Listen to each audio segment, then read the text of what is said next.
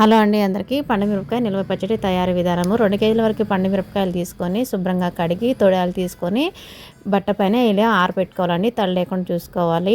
400 గ్రాముల వరకు చింతపండు గింజ పైన తొక్కు తీసుకొని పెట్టుకోవాలి శుభ్రంగా. ఆరిపోయినటువంటి మిరపకాయల్ని ఇలా చాకుతో కట్ చేసుకోవాలండి. మిక్సీ జార్ తీసుకొని కల్లుప్పు చింతపండు వేసి ఈ విధంగా కచ్చాపచ్చగా పట్టుకొని ప్లాస్టిక్ డబ్బాలోకి ఎత్తుకుందామండి. ఒక నైట్ మొత్తం ఉంచుకుందాము ఈ విధంగా. ఇక్కడ ఉప్పు కూడా నేను 400 గ్రాములు తీసుకున్నాను 2 కేజీల మిరపకాయలకి. ఎల్లిపాయలు ఒక పావు కేజీ, మెంతులు 50 గ్రాములు వేయించుకోవాలి. మూడింటిని కలిపి గ్రైండర్లో వేసుకుందాము. మరీ మెత్తని పేస్ట్ లాగా చేసుకోవద్దండి. పండుమిర్చి నిల్వ పచ్చడి రెడీ. తాలింపు వేసుకుందాము. బాగా పెట్టుకొని ఆయిల్ హీట్ కాగానే ఎల్లిపాయలు, తాలింపు గింజలు, జీలకర్ర,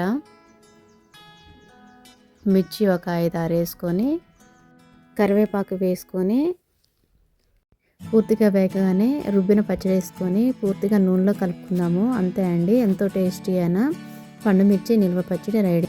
ఇంకా మీకు ఏమైనా అర్థం కాకపోతే కామెంట్ రూపంలో తెలియచేయండి.